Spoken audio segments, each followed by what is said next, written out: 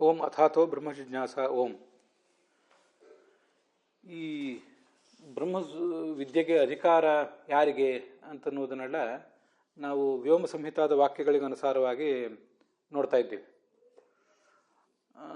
ಅಲ್ಲಿ ಭಕ್ತಿ ಉಳ್ಳಂಥ ವಿಷ್ಣು ಭಕ್ತರಾದಂಥ ತ್ರೈವರ್ಣಿಕರಿಗಂತೂ ವೇದೋಕ್ತದಲ್ಲಿ ಅಧಿಕಾರ ಇದ್ದೇ ಇದೆ. ಇನ್ನು ತ್ರೈವರ್ಣಿಕರ ಅಲ್ಲದೆ ಹೋದರೂ ಕೂಡ ಶೂದ್ರರು ಮೊದಲಾದವರಿಗೆ, ಬ್ರಹ್ಮ ಬಂಧುಗಳಿಗೆ, ಬ್ರಾಹ್ಮಣರನ್ನು ತಮ್ಮ ಬಂಧುಗಳು ಅಂತ ಹೇಳ್ಕೋತಾರೆ ಮಾತ್ರ, ಬ್ರಾಹ್ಮಣ ಆಭಾಸರಿವರು, ಸರಿಯಾದ ಬ್ರಾಹ್ಮಣತ್ವ ಅವರಲ್ಲಿಲ್ಲ. ಮತ್ತು ಸ್ತ್ರೀಯರಿಗೆ, ಇವರೆಲ್ಲರಿಗೂ, ಅದಲ್ಲದೆ ಅಂತ್ಯಜರಿಗೂ ಕೂಡ ನಾಮಜ್ಞಾನದಲ್ಲಿ ಅಧಿಕಾರ ಇದ್ದೇ ಇದೆ ಅಂತ ಅಲ್ಲಿ ಬಂದಿದೆ. ಆ ತಂತ್ರಜ್ಞಾನೇ ಅಂತ ಒಂದು ಪಾಠ, ತತ್ರಜ್ಞಾನೇ ಅಂತ ಒಂದು ಪಾಠ, ಹೀಗಿರೋದ್ರ ಬಗ್ಗೆ ಎಲ್ಲ ಈ ಹಿಂದೆ ನೋಡಿದ್ದೀವಿ. ಮತ್ತು ಆ ವಾಯುಪುರಾಣದಲ್ಲಿ ಬಂದಂಥ ಆ ಶ್ಲೋಕವನ್ನು ಕೂಡ ನಾವು ಗಮನಿಸಿದ್ದೇವೆ. ವಾಯುಪುರಾಣ ಮತ್ತು ಭರದ್ವಾಜ ಸಂಹಿತ ಇತ್ಯಾದಿ ಕಡೆಗಳಲ್ಲಿ ಬಂದದನ್ನು ಕೂಡ ಗಮನಿಸಿದ್ದೇವೆ. ಮತ್ತು ಸಗ್ರಿ ವಿದ್ಯಾಮಾನ್ಯ ತೀರ್ಥರು ಅವರ ಮಾರ್ಗದರ್ಶನದಲ್ಲಿ ಸಗ್ರಿ ರಾಘವೇಂದ್ರಾಚಾರ್ಯರು ಸಂಗ್ರಹ ಮಾಡಿದಂಥ ಕೆಲವು ವಿಷಯಗಳನ್ನು ಕೂಡ ನಾವು ಗಮನಿಸ್ತಾ ಇದ್ದೇವೆ. ವಾಯುಪುರಾಣದಲ್ಲಿ ಇದಿಷ್ಟನ್ನು ಗಮನಿಸಿದ್ದೀವಿ. ಇನ್ನು ಮುಂದೆ ಭಾಗವತದ ಆಧಾರ ಏನಿದೆ ಅದನ್ನು ಸಗ್ರಿ ರಾಘವೇಂದ್ರಾಚಾರ್ಯರು ಸಂಗ್ರಹ ಮಾಡಿಕೊಟ್ಟಿದ್ದಾರೆ. ಸ್ತ್ರೀಶೂದ್ರ ಬ್ರಹ್ಮಬಂಧೂನಾಂ ತ್ರಯೀನ ಶ್ರುತಿಗೋಚರ ಕರ್ಮಶ್ರೇಯಸಿ ಮೂಢಾನಾಂ ಶ್ರೇಯ ಏವಂ ಭವೇದಿಹ ಇತಿ ಭಾರತಮಾಖ್ಯಾನಂ ಕೃಪಯಾ ಮುನಿನಾ ಕೃತಂ ಅಂತ ಭಾಗವತದಲ್ಲಿ 1ನೇ ಸ್ಕಂದದ 4ನೇ ಅಧ್ಯಾಯದ 24ನೇ ಶ್ಲೋಕ ಇದೆ.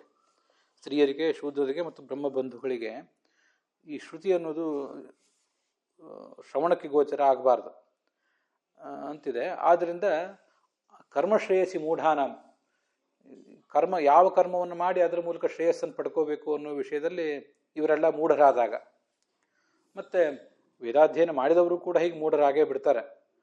ಅಂಥವರಿಗೆ ಎಲ್ರಿಗೂ ಕೂಡ ಆ ಮೌಢ್ಯ ಹೋಗಿ ಶ್ರೇಯಸ್ಸಾಗಬೇಕು ಅನ್ನೋ ದೃಷ್ಟಿಯಿಂದ ಭಾರತಾಖ್ಯಾನವನ್ನು ಮುನಿಗಳಾದಂಥ ವ್ಯಾಸರು ಮಾಡಿದ್ದಾರೆ ಅಂತ ಬಂದಿದೆ. ಅಲ್ಲಿ ಶ್ರುತಿಗೋಚರ ಅಂತಿದೆ. ಶ್ರುತಿಗೋಚರ ಅಂದರೆ ಅದು ಕಿವಿಗೆ ಬೀಳಬಾರ್ದು ಅಂತ ಅರ್ಥ ಅಲ್ಲ, ಶ್ರವಣಕ್ಕೆ ಗೋಚರ ಆಗಬಾರ್ದು ಅಂತ. ನಾವು ಈ ಶ್ರವಣ, ಮನನ ಮತ್ತು ನಿಧಿಧ್ಯಾಸನ ಅಂತ ಹೇಳ್ತಿರ್ತೀವಲ್ಲ, ಶ್ರವಣ ಅಂತಂದರೆ ಕೇವಲ ಕಿವಿಗೆ ಬೀಳುವುದು ಅಂತ ಅರ್ಥ ಅಲ್ಲೇ ಅಲ್ಲ, ಅರ್ಥಜ್ಞಾನಪೂರ್ವಕವಾಗಿ ಶ್ರವಣ ಮಾಡೋದು. ಅದನ್ನೇ ಕೆಲವರು ಶ್ರವಣ ಮಾಡುವಾಗ ತಾವು ಮುಂದೆ ಪುಸ್ತಕ ಇಟ್ಕೊಂಡು ಕೆಲವರು ಕೇಳ್ತಾರೆ, ಕೆಲವರು ಪುಸ್ತಕ ಇಟ್ಕೊಳ್ಳೋದೇನೆ ಸುಮ್ಮನೆ ಹಾಗೆ ಕೇಳ್ತಾರೆ. ಅದನ್ನೇ ನಾವು ಹಿಂದೆ ನೋಡಿದ್ದು, ಮುಕ್ತಿರ್ ಜ್ಞಾತ್ವಾಪಿ ವಿಷ್ಣು ಸ್ಯಾತ್, ಭಗವಂತರನ್ನು ಹಾಗೇ ತಿಳಿದ್ರೂ ಮುಕ್ತಿ ಆಗ್ತದೆ. ಶಾಸ್ತ್ರದ ಮೂಲಕ ತಿಳಿದ್ರೆ ಮತ್ತಷ್ಟು ಶ್ರೇಷ್ಠ ಮುಕ್ತಿ. ನಾವು ಅದನ್ನು ಪಠನ ಮಾಡಿದರೆ, ಇನ್ನೊಬ್ಬರು ಮಾಡಿದ್ದನ್ನು ನಾವು ಪಠನ ಮಾಡಿದರೆ ಇನ್ನೂ ಹೆಚ್ಚಿನ ಮುಕ್ತಿ ಅಂತ ಬಂದಿರೋದು ಈ ಕಾರಣಕ್ಕಾಗಿ. ಆದ್ದರಿಂದ ಒಟ್ಟಾರೆ ಶ್ರವಣ, ಮನನ, ನಿಧಿಧ್ಯಾಸನ ಅಂತ ಹೀಗೆ ಬಂದಾಗ ಅಲ್ಲಿ ಶ್ರವಣ ಅಂದರೆ ಕಿವಿಗೆ ಬೀಳುವುದು ಅಂತ ತುಂಬ ಬೇಸಿಕ್ ಅರ್ಥ. ಅದು ಅರ್ಥಜ್ಞಾನಪೂರ್ವಕವಾಗಿ ಶ್ರವಣ ಮಾಡೋದು, ಮುಂದೆ ಪುಸ್ತಕ ಇಟ್ಕೊಂಡು ಶ್ರವಣ ಮಾಡೋದು ಅಂತಲೇ ಅದಕ್ಕೆ ಅರ್ಥ ಆಗ್ತದೆ. ಮತ್ತು ಅಧ್ಯಯನ ಕೂಡ ಅಲ್ಲೇ ಸೇರಿದೆ. ಈಗ ನೋಡಿ, ಶ್ರವಣ ಅಂತಂದರೆ ಕೇಳುವುದು ಅಂತ ಅರ್ಥ, ಕಿವಿಯಿಂದ ಕೇಳುವುದು ಅಂತ ಅಷ್ಟು ಮಾತ್ರ ಅರ್ಥ ಆಗಿದ್ದರೆ ಅದು ಇನ್ನೊಬ್ಬರು ಪಾಠ ಹೇಳಿದಾಗ ಕೇಳುವುದು ಅಂತ ಅರ್ಥ ಆಗ್ತದೆ. ಅಧ್ಯಯನ ಮಾಡೋದು ಅಂತಂದರೆ, ಅಧ್ಯಯನ ಮಾಡೋದು ವಾಸ್ತವಿಕವಾಗಿ ಅಲ್ಲೇ ಸೇರಿದ್ದೇ ಅದು. ಯಾಕೆಂದರೆ ಕೆಲವು ಸರಿ ಕೇಳ್ತಿರ್ತಾರೆ, ನೀವು ಯಾವ ಗುರುಕುಲದಲ್ಲಿ ಅಧ್ಯಯನ ಮಾಡಿದ್ದೀರಿ, ನೀವು ಈಗ ಸದ್ಯ ಯಾವ ಗುರುಗಳ ಹತ್ರ ಯಾವುದನ್ನು ಅಧ್ಯಯನ ಮಾಡ್ತಾ ಇದ್ದೀರಿ ಅಂತ. ಅಲ್ಲಿ ಅಧ್ಯಯನ ಮಾಡ್ತಿದ್ದೀವಿ ಅಂತ ಹೇಳಿದಾಗ ಗುರುವಿನ ಹತ್ರ ಕೂತ್ಕೊಂಡು ಅವನು ಹೇಳಿದ್ದನ್ನು ಶ್ರವಣ ಮಾಡ್ತೀವಿ ಅಂತಲೇ ಅರ್ಥ. ಆದ್ದರಿಂದ ಶ್ರವಣ ಅಂತ ಬಂದಾಗ ಆ ಶ್ರವಣ ಅಂತ ಅನ್ನೋದು ಎರಡು ಮುಖವಾದದ್ದು. ಒಂದು ಸ್ವಾಧ್ಯಾಯ, ಇನ್ನೊಂದು ಗುರುಮುಖದಿಂದ ಅಧ್ಯಯನ ಮಾಡೋದು. ಯಾವುದೇ ಗುರುಕುಲದಲ್ಲಾಗಲಿ ಯಾವುದೇ ಗುರುವಿನಿಂದಾಗಲಿ ನಾವು ಅಧ್ಯಯನ ಮಾಡಿದರೆ ಅದಕ್ಕೇ ಶ್ರವಣ ಅಂತಾರೆ, ಅರ್ಥಜ್ಞಾನಪೂರ್ವಕವಾಗಿಯೇ ಶ್ರವಣ ಮಾಡೋದು. ಹಾಗೆ ಅಂಥ ಗುರುವೇನಾದರೂ ಸಿಗದೆ ಹೋದರೆ ಆವಾಗ ಸ್ವಯಮೇವ ಅಭ್ಯಸೇತ್ ಸುದೀಹಿ ಅಂತ ಬಂದಿದೆಯಲ್ಲ, ತಾನೇ ಅಧ್ಯಯನ ಮಾಡಬೇಕು ಅಂತ. ಆದರೂ ಕೂಡ ಒಂದು ರೀತಿಯಾದ ಶ್ರವಣವೇ. ಹೀಗೆ ಶ್ರವಣದಲ್ಲೇ ಅಧ್ಯಯನವೂ ಕೂಡ ಸೇರಿ ಹೋಗಿದೆ. ಆದ್ದರಿಂದ ತ್ರೈನ ಶ್ರುತಿಗೋಚರ ಅಂದರೆ ಅವರು ಅದನ್ನ ಅಧ್ಯಯನ ಮಾಡುವಂತಿಲ್ಲ ವೇದವನ್ನು ಅಂತ ಅರ್ಥ. ಕಿವಿಗೆ ಬೀಳಬಾರ್ದು ಅನ್ನೋದಕ್ಕೇನು ಅರ್ಥವೂ ಇಲ್ಲ. ಅವ್ರು ಆ ಶಬ್ದವೇ ಕಿವಿಗೆ ಬೀಳದೇ ಇರುವಷ್ಟು ಅವರು ದೂರ ಇರಬೇಕು ಅಂತ ಯಾವುದೋ ಅರ್ಥ ಅಲ್ಲ. ಅದು ಐತರೇಯ ಉಪನಿಷತ್ನಲ್ಲಿ ಅಪಕ್ರಾಮಂತು ಗರ್ಭಿಣ್ಯ, ಅಲ್ಲಿಯವರೆಗೆ ಏನೇನು ವಾಕ್ಯಗಳು ಕೇಳಿ ಬರ್ತಾ ಇತ್ತು ವೇದದ್ದು ಅದನ್ನೆಲ್ಲ ಅವರು ಕೇಳಬಹುದು. ಆದರೆ ಅದೊಂದು ನಿರ್ದಿಷ್ಟ ಭಾಗದಲ್ಲಿ ಅಪಕ್ರಾಮಂತು ಗರ್ಭಿಣ್ಯ ಅಂತೇನು ಬಂದಿದೆ, ಅದನ್ನು ಅವರು ಆ ಒಂದು ಭಾಗವನ್ನು ಮಾತ್ರ ಅವ್ರು ಕೇಳಬಾರ್ದು ಅಂತ ಅದರ ತಾತ್ಪರ್ಯ ಆಗ್ತದೆ. ಆದ್ದರಿಂದ ತ್ರಯೀನ ಶ್ರುತಿ ಗೋಚರ ಅಂದರೆ ಅಧ್ಯಯನ ಮಾಡಬಾರ್ದು ಅಂತ ಅರ್ಥ. ಹಾಗಾದ್ರೆ ಏನು ಅಧ್ಯಯನ ಮಾಡಬೇಕು ಅಂತ ಪ್ರಶ್ನೆ ಬರ್ತದೆ. ಅದಕ್ಕಾಗಿ ಭಾರತವನ್ನು ಅಧ್ಯಯನ ಮಾಡಬೇಕು ಅಂತ ಅದರ ತಾತ್ಪರ್ಯ. ಅದಾದಮೇಲೆ ಮಧ್ವಾಚಾರ್ಯರ ಒಂದು ಭಾಗವತ ತಾತ್ಪರ್ಯದ ಮಾತನ್ನು, ಅದು ಇನ್ನು ಮುಂದೆ ಭಾಗವತ ತಾತ್ಪರ್ಯದಲ್ಲಿ ನಮಗೆ ಬರಬೇಕು. ಅದನ್ನು ನಾನು ಈಗಾಗಲೇ ಹೇಳಿದ್ದೆ ನಿನ್ನೆ ಮೊನ್ನೆ. ಭಾರತಂ ಬ್ರಾಹ್ಮಣಾದೀನಾಂ ವೇದಾರ್ಥ ಪರಿವಿತ್ತಯೇ, ಬ್ರಾಹ್ಮಣ ಕ್ಷತ್ರಿಯ ವೈಶ್ಯರು ವೇದಗಳನ್ನು ಓದಿ ಆ ವೇದಗಳ ಅರ್ಥ ತಿಳ್ಕೊಳ್ಳಿಕ್ಕಾಗಿ ಭಾರತವನ್ನು ಓದಬೇಕು, ಭಾರತ ಭಾಗವತಗಳನ್ನು. ತಯೇವ ವೇದ ಸ್ವನ್ಯೇಷಾಂ, ಆದರೆ ಬೇರೆಯವರು ಮಾತ್ರ ಅವ್ರ ಪಾಲಿಗೆ ಅದೇ ವೇದ, ಭಾರತವೇ ವೇದ. ನೃತ್ಯ ತತ್ ಕಸ್ಯಚಿತ್ ಸುಖಂ, ಹೀಗೆ ಅದನ್ನು ಬಿಟ್ಟು ಬೇರೆ ಯಾರಿಗೂ ಮುಕ್ತಿ ಹೊಂದುವವರಿಗೆ ಸುಖ ಇಲ್ಲವೇ ಇಲ್ಲ. ಇದರ ಅಧ್ಯಯನ ಮಾಡಿದಾಗಲೇ, ಭಾರತ ಭಾಗವತಗಳ ಅಧ್ಯಯನ ಮಾಡಿದಾಗಲೇ ಜ್ಞಾನ, ಅದರಿಂದಲೇ ಸುಖ ಅಂತ ಅರ್ಥ. ಇಲ್ಲಿ ತದೇವ ವೇದ ಸ್ವನ್ಯೇಷಾಂ, ಕೆಲವು ಕಡೆ ಸಯೇವ ವೇದ ಅಂತ ಇನ್ನೂ ಹೇಗೆ ಪಾಠ ಇದ್ದಿರಬೇಕು, ದಿನೇ ಇರಲಿ. ಈಗ ಈ ಸ್ತ್ರೀಯರು ಮೊದಲಾದವರಿಗೆ ಸಯೇವ ವೇದ, ಅದೇ ವೇದ ಅಂತ ಬಂದಾಗ ಅದನ್ನು ನೀವು ಅವ್ರು ಬರೀ ಕೇಳಬೇಕು ಇನ್ನೊಬ್ಬರಿಂದ, ತಾವು ಅಧ್ಯಯನ ಮಾಡುವುದಂತಿಲ್ಲ ಅಂತ ಸೀಮಿತಗೊಳಿಸ್ಲಿಕ್ಕೆ ಏನು ಕಾರಣ ಇಲ್ಲ. ಯಾಕೆಂದರೆ ಹಿಂದೆ ಏನಿದೆ, ಭಾರತಂ ಬ್ರಾಹ್ಮಣಾದೀನಾಂ ವೇದಾರ್ಥ ಪರಿವಿತ್ತೆ, ಬ್ರಾಹ್ಮಣ ವೈಶ್ಯ ಕ್ಷತ್ರಿಯರು ವೇದಗಳನ್ನು ಓದಿ ಅದರ ಅರ್ಥವನ್ನು ತಿಳ್ಕೊಳ್ಳಿಕ್ಕಾಗಿ ಮಹಾಭಾರತವನ್ನು ಓದಬೇಕು, ಇನ್ನೊಬ್ಬರ ಮುಖದಿಂದ ಶ್ರವಣ ಮಾಡೋದಲ್ಲ ಅಂತ ಅಲ್ಲಿ ಬಂದಿದೆ. ಮತ್ತು ಬ್ರಾಹ್ಮಣಾದಿಗಳ ಪಾಲಿಗೆ ಯಾವುದು ವೇದ? ಋಗ್ಯಜು ಸಾಮ ಅಥರ್ವ ಅನ್ನೋದೇ ವೇದ. ಈ ಸ್ತ್ರೀಯರು ಮೊದಲಾದವರ ಪಾಲಿಗೆ ಯಾವುದು ವೇದ? ಅದು ಈ ಮಹಾಭಾರತ ಭಾಗವತಗಳೇ ವೇದ. ಆದ್ದರಿಂದ ಅವರು ಅದನ್ನು ಅಧ್ಯಯನ ಮಾಡಬೇಕು ಅಂತ ಅದರ ತಾತ್ಪರ್ಯ ಆಗ್ತದೆ. ತದೇವ ವೇದ ಸ್ವನ್ಯೇಷಾಂ, ಆ ವೇದ ಅದು ಅವ್ರ ಪಾಲಿಗೆ ಅದೇ ವೇದ ಅಂದಮೇಲೆ ಬ್ರಾಹ್ಮಣರು ತಮ್ಮ ಪಾಲಿನ ವೇದವನ್ನು ಹೇಗೆ ಪುಸ್ತಕ ಹಿಡಿದು ಅಧ್ಯಯನ ಮಾಡಬೇಕು, ಸ್ತ್ರೀಯರು ತಮ್ಮ ಪಾಲಿನ ವೇದವನ್ನು ಪುಸ್ತಕ ಹಿಡಿದೇ ಅಧ್ಯಯನ ಮಾಡಬೇಕು ಅಂತ ಅದರ ಅರ್ಥ ಆಗ್ತದೆ. ಅದಿಲ್ಲದೆ ಹೋದರೆ ಸುಖ ಇಲ್ಲ ಅಂತ ಕೂಡ ಸ್ಪಷ್ಟ ಆಗ್ತದೆ. ಇದು ಕೂಡ ಅವತ್ತಿನ ಸೆಮಿನಾರ್ನಲ್ಲಿ ಚರ್ಚೆಗೆ ಬಂದಿತ್ತು. ಸ್ತ್ರೀಯರ ಪಾಲಿಗೆ ಮಹಾಭಾರತ ಭಾಗವತಗಳೇ ವೇದ ಅಂದಮೇಲೆ ಅದನ್ನು ಅವರು ಪುಸ್ತಕ ಹಿಡಿದು ಅಧ್ಯಯನ ಮಾಡದೆ ಹೋದರೆ, ಕೇವಲ ಶ್ರವಣದ ಮೂಲಕ ಅಧ್ಯಯನ ಮಾಡಿದರೆ ಅವರಿಗೆ ಅದರಿಂದ ಜಿಜ್ಞಾಸೆ ಹೇಗೆ ನಿವೃತ್ತ ಆಗಬೇಕು? ಅದರಿಂದ ಅದು ಸರಿಯಲ್ಲ. ನಾನೀಗಾಗಲೇ ಹೇಳಿದೆ, ಹಿಂದೆ ಬಂದಿತ್ತದು, ಅಧಿಕಾರಿಗಳ ಭೇದ ಇರ್ತದೆ. ಕೇವಲ ಸಾಮಾನ್ಯವಾದ ಜ್ಞಾನದಿಂದ ಮುಕ್ತಿಯನ್ನು ಪಡೆಯುವವರು ಇರ್ತಾರೆ, ಅದು ಸ್ತ್ರೀಯರಿಗೂ ಸಂಬಂಧಪಡ್ತದೆ, ಪುರುಷರಿಗೂ ಸಂಬಂಧಪಡ್ತದೆ. ಗೀತಾ ಪ್ರಸ್ಥಾನದಲ್ಲಿ 5 ವಿಧವಾದ ಅಧಿಕಾರಿಗಳನ್ನು ಏನು ಹೇಳಿದ್ದಾರೆ, ಈ ಹಿಂದೆ ಆ 5 ವಿಧವಾದ ಅಧಿಕಾರಿಗಳನ್ನು ನಾನು ಹೇಳಿದ್ದೀನಲ್ಲ, ಮುಕ್ತಿರ್ ಜ್ಞಾತ್ವಾಪಿ ವಿಷ್ಣು ಸ್ಯಾತ್ ಅಂತ. ಅಲ್ಲಿ ಸ್ತ್ರೀ ಆಗಲಿ ಪುರುಷ ಆಗಲಿ ಏನೂ ಹೇಳಿಲ್ಲ ಅನ್ನೋದನ್ನು ಗಮನಿಸ್ಬೇಕು ನಾವು. ಹೇಳಿಲ್ಲ ಅಂದಮೇಲೆ ಅದು ಇಬ್ಬರಿಗೂ ಸಂಬಂಧಪಡ್ತದೆ. ಕೆಲವರು ಸ್ತ್ರೀಯರು ಮತ್ತು ಕೆಲವರು ಪುರುಷರು ಭಗವಂತನನ್ನು ಜ್ಞಾತ್ವಾಪಿ ಏನಕ್ಕೇನಚಿನ್ ಮಾರ್ಗೇಣ ಇನ್ಫಾರ್ಮಲಿ ಶ್ರುತ್ವಾಪಿ ಮೋಕ್ಷವನ್ನು ಪಡಿತಾರೆ. ಮತ್ತು ಶಾಸ್ತ್ರವನ್ನು ಶ್ರವಣ ಮಾಡಿ ಇನ್ನು ಕೆಲವರು ಸ್ತ್ರೀಯರು ಪುರುಷರು ಮೋಕ್ಷವನ್ನು ಪಡಿತಾರೆ. ಮತ್ತು ಶಾಸ್ತ್ರವನ್ನು ಶ್ರವಣ ಮಾಡಿ ಪಠನ ಮಾಡಿ ಇನ್ನು ಕೆಲವು ಸ್ತ್ರೀಯರು ಮುಕ್ತಿಯನ್ನು ಪಡಿತಾರೆ, ಸ್ತ್ರೀಯರು ಪುರುಷರು ಅಂತ. ಹೀಗೆ ಅದರ ತಾತ್ಪರ್ಯ ಆಗ್ತದೆ. ಅದು ಯಾರ್ಯಾರ ಪಾಲಿಗೆ ಯಾವುದ್ಯಾವುದು ಶಾಸ್ತ್ರ ಅಂತ ಅನ್ನೋದನ್ನು ಈ ಭಾಗವತ ತಾತ್ಪರ್ಯದಲ್ಲಿ ಇಲ್ಲಿ ಬಂದಿರುವಂಥ ಮಾತನ್ನು ನಾವು ತಿಳ್ಕೊಳ್ಬೇಕಾಗ್ತದೆ. ಮತ್ತು ಭಾಗವತ ತಾತ್ಪರ್ಯದಲ್ಲಿಯೂ ಕೂಡ ಪಶು ಪಕ್ಷ್ಯಾದಿ ಭೇದೇನ ಜೀವ ಏವ ಸ್ವಯಂ ಸ್ಥಿತಾ, ಈ ಜೀವರ ಮೂಲ ಸ್ವರೂಪದಲ್ಲೇ ಕೆಲವರು ಪಶು ಪಕ್ಷಿ ರೂಪದಿಂದ ಇದ್ದವರು, ಕೆಲವರು ಮನುಷ್ಯ ರೂಪದಿಂದ ಇದ್ದವರು, ಕೆಲವರು ಸ್ಥಾವರ ರೂಪದಿಂದ ಇದ್ದವರು ಅಂತ ಹೀಗೆಲ್ಲ ಇದ್ದಾರೆ. ಅವರು ನಾಳೆ ಮುಕ್ತಿಗೆ ಹೋದ್ಮೇಲೆ ಅದೇ ರೂಪದಲ್ಲೇ ಉಳಿತಾರೆ. ಸ್ಥಾವರ ರೂಪದಲ್ಲಿ ಇರುವವರು, ಒಂದು ವೃಕ್ಷಾದಿ ರೂಪದಲ್ಲಿರುವ ಜೀವರು ಮುಕ್ತಿಯಲ್ಲಿಯೂ ಕೂಡ ವೃಕ್ಷಾದಿ ರೂಪದಿಂದಲೇ ಇರ್ತಿರ್ತಾರೆ. ಅಲ್ಲಿ ಸ್ಥಾವರ ಮುಕ್ತರಿಗಿಂತ ಜಂಗಮ ಮುಕ್ತರು ಉತ್ತಮರು. ತತ್ರ ಸ್ಥಾವರ ಮುಕ್ತೇಭ್ಯ ವರಾಹ ಜಂಗಮ ಮುಕ್ತಕಾಹ ತೇಭ್ಯೋ ಮಾನುಷ ಮುಕ್ತಾಸ್ತು. ಆ ಜಂಗಮ ಮುಕ್ತರಿಗಿಂತಲೂ ಮಾನುಷ ಮುಕ್ತರು ಇನ್ನೂ ಶ್ರೇಷ್ಠರು. ವಿಪ್ರಮುಕ್ತಾ ತಥೋಧಿಕಾ, ಮಾನುಷ ಮುಕ್ತರಲ್ಲಿ ಬ್ರಾಹ್ಮಣ ಮುಕ್ತರು ಮತ್ತು ಶ್ರೇಷ್ಠರು. ನೋಡಿ ಅಲ್ಲಿ ಕ್ಷತ್ರಿಯ ವೈಶ್ಯ ಶೂದ್ರ ಅದೇನು ಬಂದಿಲ್ಲ, ವಿಪ್ರಮುಕ್ತಾ ತಥೋಧಿಕಾ ಅಂತ ಹೀಗೆ ಬಂದಿದೆ. ಸ್ತ್ರೀ ಪುರುಷ ಏನು ವ್ಯತ್ಯಾಸವೂ ಕೂಡ ಅಲ್ಲಿ ಬಂದಿಲ್ಲ. ವಿಪ್ರಮುಕ್ತಾ ತಥೋಧಿಕಾ ತತ್ರ ಉಪದೇಶ ಮಾತ್ರೇಣ ಮುಕ್ತೇಭ್ಯ ವೇದವಾದಿನಃ ವೇದಿನಃ ಮುಕ್ತಾ ಶ್ರೇಷ್ಠಾ. ಬ್ರಾಹ್ಮಣ ಮುಕ್ತರಲ್ಲೂ ಕೂಡ ಕೇವಲ ಉಪದೇಶವನ್ನು ಪಡ್ಕೊಂಡು ಮುಕ್ತರಾದವರಿಗಿಂತ ವೇದಿನಃ ತಾವು ವೇದವನ್ನು, ವೇದ ಅಂದರೆ ತಮಗೂ ಉಚಿತವಾದ ವೇದ, ಋಗಾದಿ ವೇದ ಅಥವಾ ಭಾರತಾದಿ ವೇದಗಳು, ಅದನ್ನು ತಾವು ಅಧ್ಯಯನ ಮಾಡುವವರು ಇನ್ನೂ ಶ್ರೇಷ್ಠರು.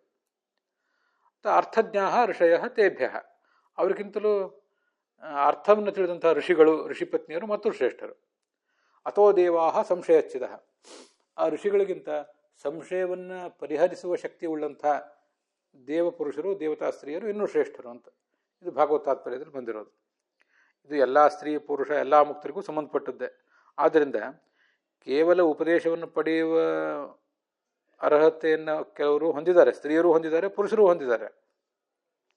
ಅವ್ರಿಗಿಂತ ಈ ತಾವು ತಿಳ್ಕೊಳ್ಬೇಕಾದ ಅರ್ಹತೆಯನ್ನು ಕೆಲವು ಸ್ತ್ರೀಯರು ಪುರುಷರು ಖಂಡಿತವಾಗಿ ಹೊಂದಿದ್ದಾರೆ. ಹಾಗಿರುವಾಗ ಅವರನ್ನು ಅದರಿಂದ ವಂಚಿತರನ್ನಾಗಿ ಮಾಡಬಾರ್ದು, ಅದು ಜೀವ ಸ್ವಭಾವಕ್ಕೆ ವಿರುದ್ಧ ಅಂತ ನನ್ನ ವಾದ. ಮತ್ತಲ್ಲಿ ಈ ಪ್ರಶ್ನೆಗಳೇನು ಬರ್ತವೆ ತುಂಬ ಡೀಪಾಗಿ ಚರ್ಚೆಗೆ ಹೋದಾಗ ಈಗ ನಾ ಭಾಗವತ ತಾತ್ಪರ್ಯದ ಮಾತು ಹೇಳಿದ್ನಲ್ಲ, ತದೇವ ವೇದಸ್ತ್ವನ್ಯೇಷಾಂ, ಉಳಿದವರಿಗೆ ಅದೇ ವೇದ ಅಂತ. ಉಳಿದವರಿಗೆ ಅಂದರೆ ಈ ಸ್ತ್ರೀಯರಿಗೆ, ಬ್ರಹ್ಮಬಂಧುಗಳಿಗೆ ಮತ್ತು ಶೂದ್ರರಿಗೆ ಅಂತ ಬಂದ್ಬಿಡ್ತದೆ. ಹಾಗಾದರೆ ಶೂದ್ರರಿಗೂ ಕೂಡ ಈ ಮಹಾಭಾರತವನ್ನು ಓದುವ ಅಧಿಕಾರ, ವಿಷ್ಣು ಸಹಸ್ರನಾಮ ಹೇಳುವ ಅಧಿಕಾರ ಇದೆಯಾ ಅಂತ ಹೀಗೆಲ್ಲ ಮತ್ತೆ ಸಣ್ಣ ಸಣ್ಣ ಚರ್ಚೆಗಳು ಬರ್ತವೆ. ನಾವು ಆ ಎಲ್ಲ ಚರ್ಚೆಗಳನ್ನು ನಮ್ಮಂಥ ಸಾಮಾನ್ಯ ಮನುಷ್ಯರು ಜಿಜ್ಞಾಸೆಯಿಂದ ಪರಿಹಾರ ಮಾಡ್ಕೊಳ್ಳೋದು ಕಷ್ಟ. ಜಿಜ್ಞಾಸೆ ಅಥವಾ ವಿಮರ್ಶೆಯಿಂದ ಇರೋ ಪ್ರಶ್ನೆ ಏನು, ಸ್ತ್ರೀಯರಿಗೆ ಪ್ರಶ್ನೆ, ಅದು ಬ್ರಾಹ್ಮಣ ಬಂಧುಗಳಿಗೆ ಶೂದ್ರರಿಗೆ ಆ ಕಡೆ ಬಿಟ್ಬಿಡಿ, ಕನಿಷ್ಠ ಪಕ್ಷ ಸ್ತ್ರೀಯರಿಗೆ ಅವರು ಆ ಥರದ ಜಿಜ್ಞಾಸೆ ಉಳ್ಳವರಾಗಿದ್ದರೆ, ಅಂಥ ತುಡಿತ ಅವರಲ್ಲಿ ಕಾಣಿಸ್ತಾ ಇದ್ದರೆ ಅವರಿಗೆ ಅಧ್ಯಯನ ಮಾಡಲಿಕ್ಕೆ ಬೇಕಾದಂಥ ಒಂದು ಅನುಕೂಲವನ್ನು ಮಾಡಿಕೊಡಬೇಕು ಅಂತ ಅದರ ತಾತ್ಪರ್ಯ. ಮತ್ತು ಈ ತಾತ್ಪರ್ಯ ನಿರ್ಣಯದಲ್ಲೂ ಕೂಡ ಒಂದೆರಡು ಮಾತುಗಳಿವೆ. ತಾತ್ಪರ್ಯ ನಿರ್ಣಯದ 29ನೇ ಅಧ್ಯಾಯದ 35ನೇ ಶ್ಲೋಕ, ಅಲ್ಲಿಯೂ ಕೆಲವು ಇಂಥ ವಿಷಯಗಳೆಲ್ಲ ಬಂದಿವೆ. ಅಲ್ಲೇ ಈ ದೇವಿಯೋ ಮುನಿಸ್ತ್ರೀಯಶ್ಚೈವ ನರಾದಿ ಕುಲಜಾಹ ಅಪಿ ಅಂತೇನು ಬಂದಿದೆಯಲ್ಲ, ಅದು ಮಹಾಭಾರತ ತಾತ್ಪರ್ಯ ನಿರ್ಣಯದ 29ನೇ ಅಧ್ಯಾಯದ 37ನೇ ಶ್ಲೋಕ. ಈ ಹಿಂದೆ ಅದ್ರ ಬಗ್ಗೆ ಚರ್ಚೆ ಬಂದಿತ್ತು. ನರಾದಿ ಕುಲಜಾಹ ಅಂದರೆ ಮನುಷ್ಯ ಕುಲದಲ್ಲಿ ಹುಟ್ಟಿದಂಥ ಉತ್ತಮ ಸ್ತ್ರೀಯರು ಕೂಡ ಅಧ್ಯಯನ ಮಾಡಬಹುದು ಅಂತ ಕೆಲವರು ನಮ್ಮ ಗುರುಗಳು ವ್ಯಾಖ್ಯಾನ ಮಾಡ್ತಾರೆ. ಅದರದ್ದು ಯಾಕೋ ನಮಗಷ್ಟು ಒಪ್ಪಿಗೆ ಆಗಿಲ್ಲ. ಮೂಲತಃ ಮನುಷ್ಯರಾಗಿರುವ ಉತ್ತಮ ಕುಲದ, ಆದರೆ ಅದರಲ್ಲೇ ಉತ್ತಮರಾಗಿರುವವರು ಅಧ್ಯಯನ ಮಾಡಬೇಕು ಅಂತ ಅದರ ಅರ್ಥ ಅಲ್ಲ. ದೇವಿಯೋ ಮುನಿಸ್ತ್ರೀಯಶ್ಚೈವ, ದೇವಸ್ತ್ರೀಯರು ಮತ್ತು ಮುನಿಸ್ತ್ರೀಯರು ಅವರೇ ಮನುಷ್ಯರಾಗಿ ಹುಟ್ಟಿದಾಗ ಅವರಿಗೆ ಮನುಷ್ಯರು ಕುಲದಲ್ಲಿ ಹುಟ್ಟಿದ್ದಾರೆ ಅಂತ ಮಾತ್ರಕ್ಕೆ ಅವರಿಗೆ ಅಧಿಕಾರದಲ್ಲಿ ಚ್ಯುತಿಯಾಗೋದಿಲ್ಲ ಅಂತ ಅದರ ತಾತ್ಪರ್ಯ. ಅದು 29ನೇ ಅಧ್ಯಾಯದ 37ನೇ ಶ್ಲೋಕ. ಅದು ಟೀಕಾದಲ್ಲೇ ಬಂದಿದೆ. ಇನ್ನು 37ನೇ ಶ್ಲೋಕ ಮತ್ತೊಂದಿದೆ, 35 ಮತ್ತೊಂದಿದೆ. ಜ್ಞೇಯಂ ಸರ್ವಂ ತ್ರಿವರ್ಣಸ್ಥೈ ಸ್ತ್ರೀಭಿ ವೇದಾನ್ ವಿನಾ ಅಖಿಲಂ. ಇದು 29ನೇ ಅಧ್ಯಾಯದ 35ನೇ ಶ್ಲೋಕ. ತ್ರಿವರ್ಣಸ್ಥೈ, ತ್ರೈವರ್ಣಿಕರಿಂದ ಹೇಗೆ ಏನೇನು ತಿಳಿಯಲ್ಪಡಬೇಕು ಅಂದರೆ ಸರ್ವಂ ಎಲ್ಲವೂ ಕೂಡ ತಿಳಿಯಲ್ಪಡಬೇಕು. ಮಹಾಭಾರತ, ಭಾಗವತ ಮತ್ತು ಎಲ್ಲವೂ ಕೂಡ ತಿಳಿಯಲ್ಪಡಬೇಕು. ಆದರೆ ಸ್ತ್ರೀಭಿ, ಸ್ತ್ರೀಯರಿಂದ ಮಾತ್ರ ವೇದಾನ್ವಿನ ಅಖಿಲಂ ಜ್ಞೇಯಂ, ವೇದಗಳ ಒಂದನ್ನು ಬಿಟ್ಟು ಉಳಿದುದನ್ನು ಮಾತ್ರ ಅವರು ಅಧ್ಯಯನ ಮಾಡಬೇಕು. ಸ್ತ್ರೀಭಿ ವೇದಾನ್ ವಿಲಾ ಅಖಿಲಂ, ವೇದ ಒಂದನ್ನು ಬಿಟ್ಟು ಉಳಿದೆಲ್ಲವನ್ನು ಅವ್ರು ತಿಳಿಬೇಕು ಅಂತ ಬಂದಿದೆ. ಈಗ ನೋಡಿ, ಎರಡೂ ಕಡೆ ಅಲ್ಲಿರೋ ಕ್ರಿಯಾಪದ ಏನು, ಜ್ಞೇಯಂ ಅಂತ. ತ್ರಿವರ್ಣಸ್ಥೈ ಸರ್ವಂ ಜ್ಞೇಯಂ ಅಂತ. ಅಲ್ಲಿ ಮುಂದೆ ಸ್ತ್ರೀಭಿ ವೇದಾನ್ ವಿನಾ ಅಖಿಲಂ ಅನ್ನುವಲ್ಲಿ ಯಾವುದೇ ಕ್ರಿಯಾಪದ ಇಲ್ಲ, ಅಥವಾ ಈ ತವ್ಯ ಪ್ರತ್ಯಂತವಾದಂಥ ಅನಿಯರ್ ಪ್ರತ್ಯಂತವಾದ ಯತ್ ಪ್ರತ್ಯಂತವಾದ ಯಾವ ಶಬ್ದವೂ ಇಲ್ಲ. ಹಿಂದೆ ಬರುವ ಜ್ಞೇಯಂ ಅಂತನ್ನುವುದನ್ನೇ ತ್ರಿವರ್ಣಸ್ಥೈ ಸರ್ವಂ ಜ್ಞೇಯಂ ಅನ್ನುವಲ್ಲಿ ಏನು ಜ್ಞೇಯಂ ಅಂತಿದೆ, ಆ ಜ್ಞೇಯಂ ಅನ್ನೋದನ್ನೇ ಇಲ್ಲಿ ಮುಂದೆ ತಗೊಳ್ಬೇಕು. ಅದು ಅಂತ ತ್ರಿವರ್ಣಸ್ಥರು ಎಲ್ಲವನ್ನು ತಿಳಿಬೇಕು ಅಂದ್ರೆ ಹೇಗೆ?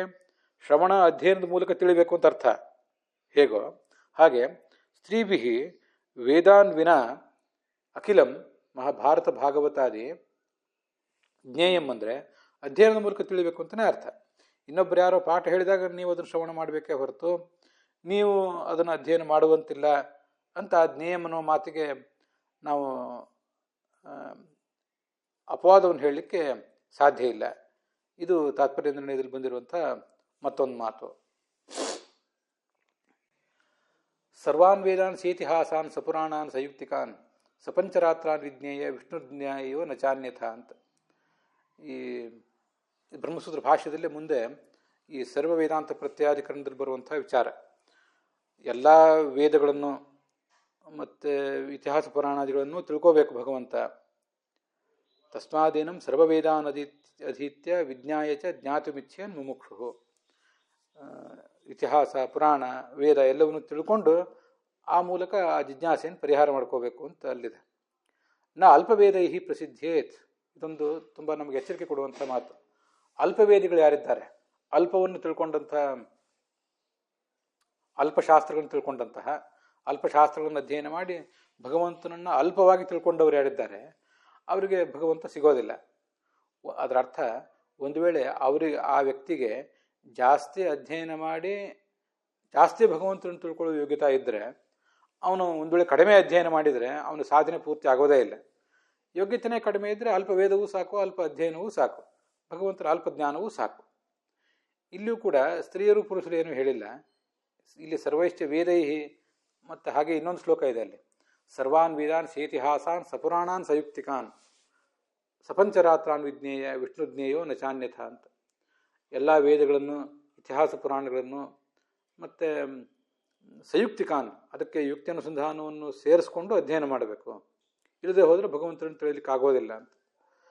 ಹೀಗೆಲ್ಲ ಬಂದಿರೋದ್ರಿಂದ ಆ ಜಿಜ್ಞಾಸೆ ಒಂದು ವೇಳೆ ಅವರಲ್ಲಿ ನೈಜವಾಗಿ ಬಂದದ್ದಾದರೆ ಸುಮ್ಮನೆ ಈ ಬೇರೆ ಯಾರೋ ಮಾಡ್ತಾರೆ ಅಂತ ಹಠಕ್ಕಾಗಿ ತಾವು ಮಾಡೋದಲ್ಲ.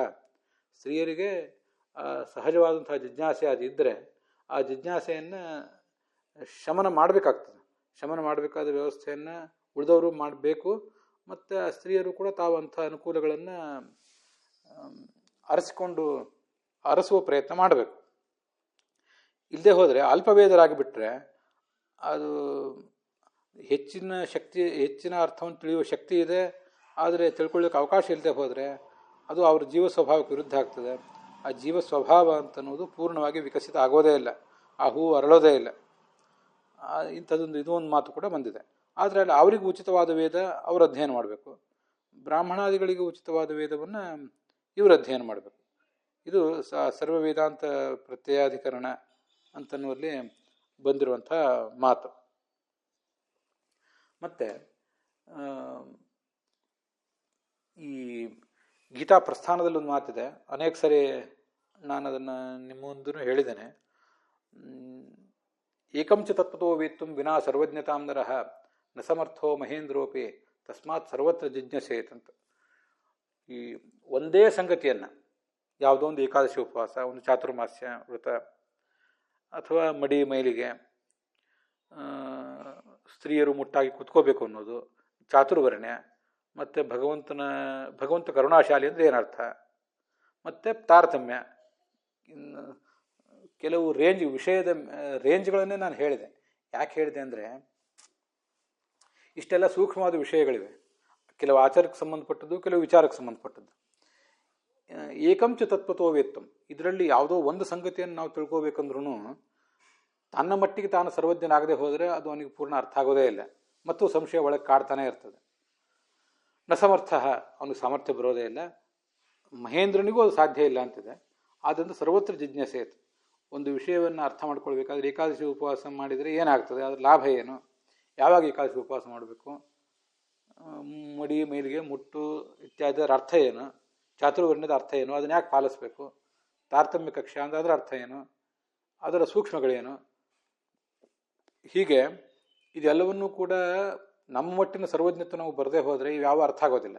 ಅರ್ಥ ಆಗದೆ ಹೋದರೆ ಸಂಶಯದ ಹುಳ ಸಂಶಯ ನಮ್ಮ ಮನಸ್ಸನ್ನು ಕೊರಿತಾ ಇರ್ತದೆ. ಸಂಶಯದ ಹಾವು ಯಾವತ್ತೂ ಹೆಡೆ ಎತ್ತುತ್ತಾ ಇರ್ತದೆ. ಆವಾಗ ಅದು ಆಧ್ಯಾತ್ಮಿಕ ಆರೋಗ್ಯಕ್ಕೆ ಅದು ಒಳ್ಳೆಯದಲ್ಲ. ಮತ್ತು ಭಾಳ ದೂರದೃಷ್ಟಿಯಿಂದ ವಿಚಾರ ಮಾಡಬೇಕಾದದ್ದು ಏನಿದೆ ಅಂದರೆ,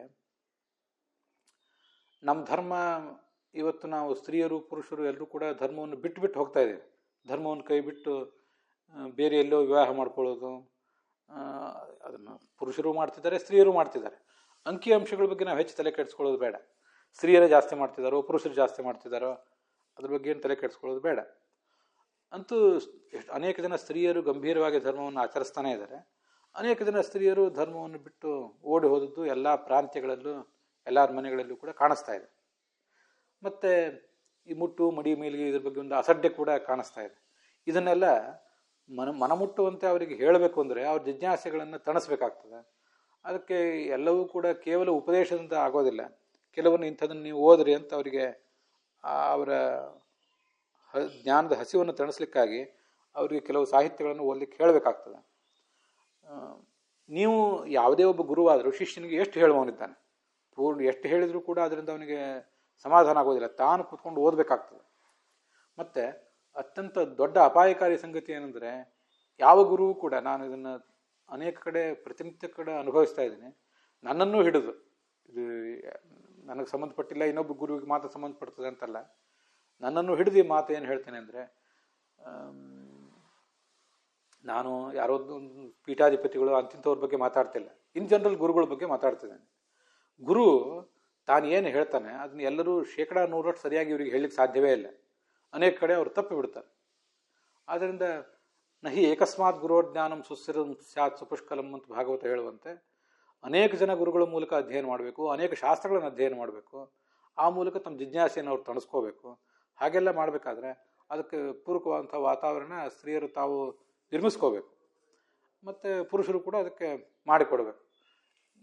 ಇನ್ನೊಬ್ಬರನ್ನೇ ಅವಲಂಬಿಸುವುದಾದರೆ, ವಾಕ್ಯಗಳನ್ನು ಅವಲಂಬಿಸಿದೆ, ಶಾಸ್ತ್ರವನ್ನು ಅವಲಂಬಿಸಿದೆ, ಇನ್ನೊಬ್ಬರನ್ನೇ ಗುರುವನ್ನೇ ಅವಲಂಬಿಸುವುದಾದರೆ ಆ ಗುರುವಿನಿಂದ 100% ಜ್ಞಾನ ಬರೋದೇ ಇಲ್ಲ. ಅದು ಸ್ವರೂಪ ಗುರುವಿನಿಂದ ಬರಬಹುದು, ಅಥವಾ ನಾಳೆ ರುಜುಗುಣಸ್ಥರಾದಂಥ ಯೋಗ್ಯತೆ ಗುರುವಿನಿಂದ ಬರಬಹುದು. ಸ್ವರೂಪ ಗುರು ಬರುವ ತನಕ, ಸ್ವರೂಪ ಗುರು ಅನ್ನೋದು ಒಂದು ಮೆಟ್ಟಿಲದು. ಸ್ವರೂಪ ಗುರು ಅನ್ನೋ ಮೆಟ್ಟಲು ಸಿಗಬೇಕಾದ್ರೆ ಕೆಳಗಿನ ಕೆಲವು ಮೆಟ್ಟುಗಳನ್ನು ದಾಟಿ ಹೋಗಬೇಕಾಗ್ತದೆ. ಮತ್ತು ಆ ಮೆಟ್ಟಲುಗಳನ್ನೇ ದಾಟ್ಲಿಕ್ಕೆ ನಾವು ಅವಕಾಶ ಕೊಡದೆ ಹೋದರೆ ಆ ಸ್ತ್ರೀಯರಿಗಾಗಲಿ ಅಂತ ಸ್ವರೂಪ ಗುರು ಸಿಗೋದು ಹೇಗೆ? ಇಷ್ಟೆಲ್ಲ ಸಮಸ್ಯೆ ಬಂದ್ಬಿಡ್ತದೆ. ಶೂದ್ರರಾದರೂ ಬೇರೆಯವರಾದರೂ ಮತ್ತು ಇನ್ನೊಂದು ಜನ್ಮದಲ್ಲಿ ಮತ್ತೆ ಬ್ರಾಹ್ಮಣರಾಗಿ ಹುಟ್ಟಿ ಅಧ್ಯಯನ ಮಾಡ್ಯಾರ. ಸ್ತ್ರೀಯರಿಗೆ ಪುರುಷ ಜನ್ಮ ಇಲ್ಲವೇ ಇಲ್ಲ. ಸ್ತ್ರೀನಾಮ್ನೈವ ಹಿ ಪುಂಸ್ತ್ವಂ ಸ್ಯಾತ್ ಅಂತಿದೆ. ಆದ್ದರಿಂದ ಅವರಿಗೆ ಈ ಎಲ್ಲ ವಿಷಯಗಳ ಬಗ್ಗೆ ಸರಿಯಾದ ತಿಳುವಳಿಕೆ ನಾವು ಕೊಡದೆ ಹೋದರೆ ಧರ್ಮವನ್ನು ಕೈ ಬಿಡ್ತಾರೆ ಮುಂದಿನ ನಮ್ಮ ನೆಕ್ಸ್ಟ್ ಜನ್ರೇಷನ್ನವರು.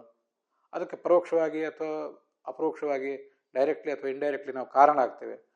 ಆದ್ದರಿಂದ ಧರ್ಮ ಗ್ರಂಥಗಳನ್ನು ನೀವು ಓದ್ರಿ, ಯಾವುದನ್ನು ಓದಲಿಕ್ಕೆ ಸಾಧ್ಯ ಇದೆ ನೀವು ಅದನ್ನು ಓದ್ರಿ, ಹೆಚ್ಚು ಹೆಚ್ಚು ಜಿಜ್ಞಾಸೆ ಮಾಡಿರಿ, ಧರ್ಮವನ್ನು ಆಳವಾಗಿ ತಿಳ್ಕೊಳ್ಳೋ ಪ್ರಯತ್ನ ಮಾಡಿ. ಧರ್ಮದ ಸಾಮಾಜಿಕ ಮುಖಗಳು, ವೈಜ್ಞಾನಿಕ ಮುಖಗಳು, ಮನಃಶಾಸ್ತ್ರೀಯ ಮುಖಗಳು, ಅದೆಲ್ಲವನ್ನು ಅಧ್ಯಯನ ಮಾಡ್ಕೊಳ್ಳಿ ನೀವು ಅಂತ ಹೇಳಿದಾಗ ಅದ್ರ ಬಗ್ಗೆ ಒಂದು ಗೌರವ ಬರ್ತದೆ.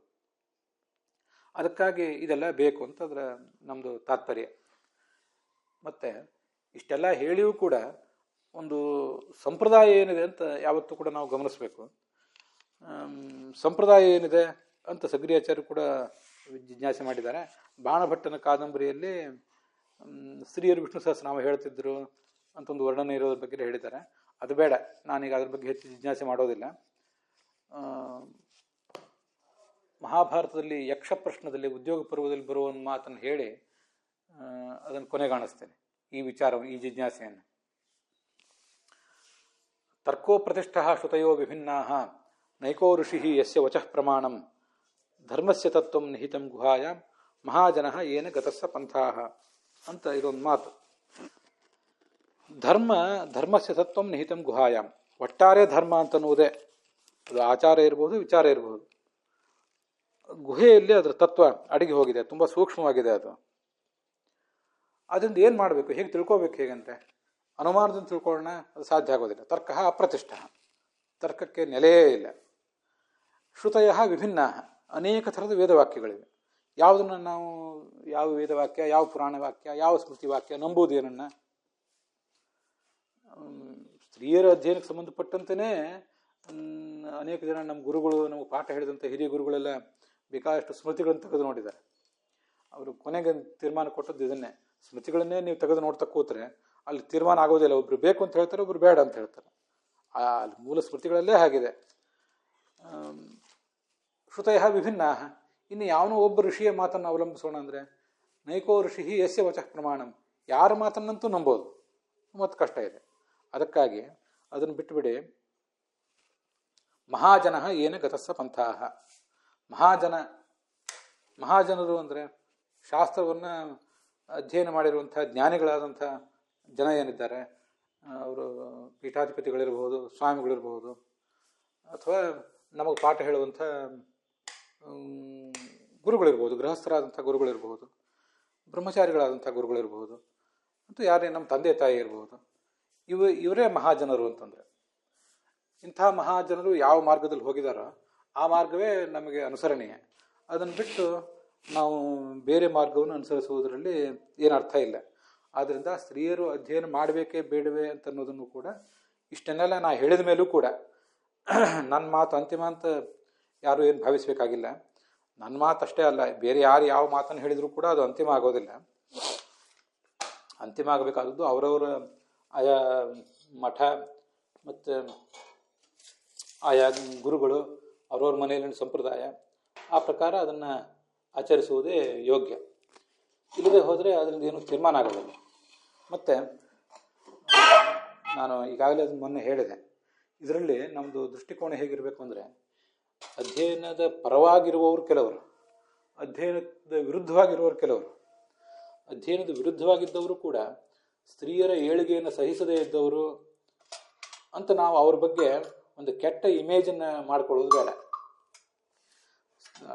ಸ್ತ್ರೀಯರು ಅಧ್ಯಯನ ಮಾಡಬಾರ್ದು ಅಂತ ಹೇಳುವವರು ಕೂಡ ಯಾಕೆ ಹೇಳ್ತಾರೆ, ಶಾಸ್ತ್ರದಲ್ಲಿ ಹಾಗೆ ಅವ್ರಿಗೆ ಕಂಡಿದೆ, ಸಂಪ್ರದಾಯ ಅವ್ರಿಗೆ ಹಾಗೆ ಕಂಡಿದೆ, ಅದರಿಂದ ಹೇಳ್ತಾರೆ ಅಷ್ಟೆ. ಆದ್ದರಿಂದ ಅಂಥವ್ರನ್ನೇನೋ ಸ್ತ್ರೀಯರಿಗೆ ವಿರೋಧಿಗಳು, ಅವರು ಪ್ರತಿಗಾಮಿಗಳು ಅಂತ ಹೀಗೆ ತಿಳ್ಕೋಬೇಕಾಗಿಲ್ಲ. ಸ್ತ್ರೀಯರ ಅಧ್ಯಯನದ ಪರವಾಗಿರುವವರು ಅವರೇನು ದೊಡ್ಡ ಹೀರೋಗಳು, ಚಾಂಪಿಯನ್ಸ್ ಆಫ್ ವಿಮೆನ್ಸ್ ರೈಟ್ಸ್ ಅಂತೇನು ಅವರನ್ನೇನು ನಾವು ಭಾವಿಸಬೇಕಾಗಿಲ್ಲ. ಎಲ್ಲರೂ ತಮ್ಮ ತಮ್ಮ ಕಂಡ ಅಭಿಪ್ರಾಯವನ್ನು ಹೇಳ್ತಾರೆ. ಶಾಸ್ತ್ರ ಬಹಳ ಸೂಕ್ಷ್ಮವಾದ್ದು, ಅಷ್ಟು ಸುಲಭವಾದ ಶಾಸ್ತ್ರವನ್ನು ಯಾರಿಗೂ ಅರ್ಥ ಮಾಡ್ಕೊಳ್ಳಿಕ್ಕೆ ಬರೋದಿಲ್ಲ. ಅವರವರಿಗೆ ಅವರವ್ರ ಸಂಪ್ರದಾಯವೇ ಮುಖ್ಯ ಆಗಲಿ, ಆ ಪ್ರಕಾರ ಅವರು ನಡ್ಕೋತ ಹೋಗಲಿ. ತಮ್ಮ ಅವರವ್ರ ಮನೆಯಲ್ಲಿನ ಅನುಕೂಲಗಳಿಗೆ ಕಂಡು ಬಂದರೆ ಅವರು ಅಧ್ಯಯನ ಮಾಡಲಿ. ಅಧ್ಯಯನ ಮಾಡಲಿಕ್ಕೆ ಬೇಕಾದಂಥ ವಾತಾವರಣವನ್ನು ನಾವು ಅವರಿಗೆ ಮೂಡಿಸೋಣ ಅಂತ ನನ್ನದು ಆಲೋಚನೆ. ಅನೇಕ ಕಡೆ ಇಂಥ ಆಚರಣೆ ಏನು ಮಾಡಬೇಕು, ಇಂಥದನ್ನು ಕೆಲಸ ಮಾಡಬೇಕು ಅಂತ ಹೀಗೆ ಹೇಳಿದಲ್ಲೆಲ್ಲ ಪುಲ್ಲಿಂಗವೇ ಬಂದಿರ್ತದೆ. ಪುಲ್ಲಿಂಗದಲ್ಲಿ ಹೇಳಿರೋದ್ರಿಂದ ಅದೆಲ್ಲ ಪುರುಷರಿಗೆ ಸಂಬಂಧಪಟ್ಟದ್ದು ಅಧ್ಯಯನ ಅಂತ ಈಗೊಂದು ವಾದ ಮಾಡ್ತಾರೆ. ಅದು ಲಿಂಗ ಅಂತ ಅನ್ನೋದು ಅಲ್ಲಿ ಅವಿವಕ್ಷಿತ. ಪುರುಷ ಅಂತ ಸ್ತ್ರೀ ಅಂತಲೂ ಕೂಡ ಅಲ್ಲಿ ಅರ್ಥ ಮಾಡ್ಕೊಳ್ಬೇಕಾಗ್ತದೆ. ಇಲ್ಲದೆ ಹೋದರೆ ಏಕಾದಶಿ ಉಪವಾಸ ಮಾಡಬೇಕು ಅಂತ ಹೇಳುವಂಥ ಕೆಲವೊಂದು ಯಾವುದೋ ಒಂದು ಸಂಗತಿ, ಮತ್ತು ಗುರು ಹಿರಿಯರಿಗೆ ನಮಸ್ಕಾರ ಮಾಡಬೇಕು ಅಂತ ಹೇಳೋ ಸಂಗತಿ, ಎಷ್ಟೋ ಇಂಥದ್ದನ್ನು ತೆಗೆದು ನೋಡಿದರೆ ಸ್ತ್ರೀಯರು ಇವತ್ತು ಕಡ್ಡಾಯವಾಗಿ ಮಾಡಲೇಬೇಕು ಅಂತ ಯಾವ ಕೆಲವು ಸಂಗತಿಗಳಿವೆ, ವಿವಾದ ಇಲ್ಲದೇ ಇರುವ ಸಂಗತಿಗಳು, ಅಂಥವನ್ನು ಕೆಲವೊಂದು ತೆಗೆದು ನೋಡಿಬಿಟ್ರೆ ಸ್ತ್ರೀಯರು ಏಕಾದಶಿ ಉಪವಾಸ ಮಾಡಬೇಕು ಅಂತ ಹೇಳಿರೋದಿಲ್ಲ, ಪ್ರತ್ಯೇಕವಾಗಿ ಹೇಳಿರೋದಿಲ್ಲ. ಅದು ಯಾವುದೋ ಒಂದು ಕೆಲವು ಕಡೆ ಇಬ್ಬರಿಗೂ ಸಂಬಂಧಪಟ್ಟಂತ ಹೇಳಿದಂಗೆ ಇರ್ತದೆ, ಕೆಲವು ಕಡೆ ಪುಲ್ಲಿಂಗನೇ ಇರ್ತದೆ. ನನಗೀಗ ಅವೆಲ್ಲ ಬಾಯಿಗೇನು ಬರ್ತಾ ಇಲ್ಲ, ಹೇಳಲಿಕ್ಕೆ ಸಾಧ್ಯ ಆಗ್ತಿಲ್ಲ. ಅಂಥದ್ದು ಕೆಲವು ಸಂದರ್ಭಗಳು ಇರ್ತವೆ. ಆದ್ದರಿಂದ ಲಿಂಗ ಅಂತ ಅನ್ನೋದು ಅಲ್ಲಿ ಅವಿವಕ್ಷಿತ. ಜೀವ ಸ್ವಭಾವ ಅಂತ ಅನ್ನೋದು ಯಾವತ್ತು ಈ ಥರ ಇರ್ತದೆ, ಆ ಸ್ವಭಾವಕ್ಕೆ ಅನುಗುಣವಾಗಿ ಅವರವರಿಗೆ ಅನುಕೂಲ ಮಾಡಿಕೊಡಬೇಕು. ಲಿಂಗ ಅಂತ ಅನ್ನೋದು ಅವಿವಕ್ಷಿತ. ಲಿಂಗ ಪುಲ್ಲಿಂಗ ಇರೋದ್ರಿಂದ ಪುರುಷರಿಗಂತೂ ಹಾಗೆ ಅದಕ್ಕೆ ಕಟ್ಟುನಿಟ್ಟಾಗಿ ಏನಾದ್ರು ನಾವು ಅದನ್ನು ಅನುಸರಿಸ್ಲಿಕ್ಕೆ ಹೋದರೆ ಏಕಾದಶಿ, ಸ್ನಾನ, ಮಡಿಯ ಮೇಲಿಗೆ ಮೊದಲಾದವುಗಳಿಗೂ ಕೂಡ ಕುತ್ತು ಬರೋ ಸಾಧ್ಯತೆ ಇದೆ ಅಂಥದ್ದನ್ನು ಗಮನಿಸಬೇಕು. ವಾಕ್ಯಗಳು ನನಗೆ ನೆನಪಿಲ್ಲ, ಮುಂದೆ ಯಾವಾಗಾದರೂ ಅದನ್ನು ಹೇಳ್ತೇನೆ. ಅಲ್ಲಿಗೆ ಈ ಭಾಗ ಸಮಾಪ್ತ ಆಗಿದೆ.